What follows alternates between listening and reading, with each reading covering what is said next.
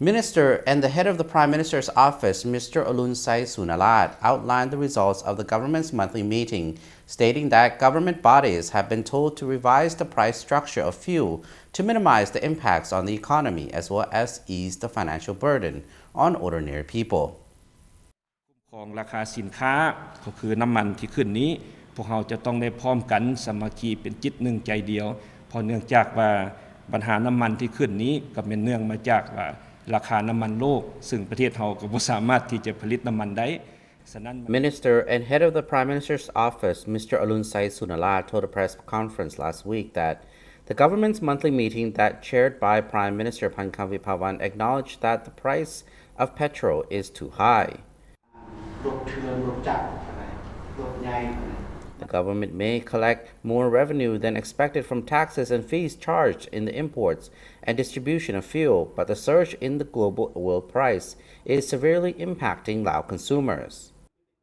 With taxes and fees accounting for 31 to 46% of the oil price charged in Laos, it has become essential to review the price structure of fuel and encourage the use of electric vehicles in line with a resolution passed at last month's cabinet meeting.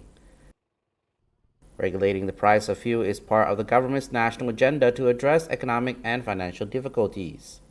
The government is attempting to boost productivity and minimize imports, bolster revenue collection, create conditions conducive to more private investment, and reduce its debts. ก็คือการผู้ให้ประกอบการต่างๆได้สามัคคีเป็นจิตหนึ่งใจเดียวในการปรับปรุงรูปแบบการดำเนินธุรกิจ Since the introduction of the national agenda last year, the investment climate has improved. Mr. Olunsai said the procedures involved and the length of time it takes to approve a business license has dropped from 173 to 17 days. The government is attempting to address the problem facing Lao exporters and further promote commercial production. The government has been concentrating on 33 iron ore mining projects, which have generated $46.6 million for the national budget. In addition, the government has focused on the development of infrastructure such as the new railway and expressway to connect Laos with the rest of the region. Over the past year, the government has introduced an electronic system to modernize revenue collection and close loopholes to prevent financial leaks. The government has earned 45 billion ki from tariffs and 85 billion ki from taxes paid by the owners of unlawful vehicles. In addition, more income has been generated following the revision of service fees at the second Lao-Thai Friendship Bridge, which links Savanakhet Province to Mukdahan Province in Thailand. The financial liquidity of the Lao Development Bank and Agricultural Promotion Bank has improved after private companies bought shares in the two banks.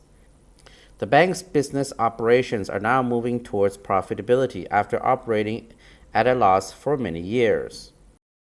The government is working to help small and medium enterprises or SMEs gain access to funding.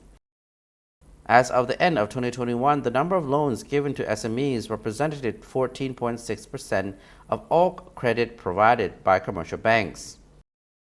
As of January this year, loans issued to the agricultural sector comprised 8% of the total.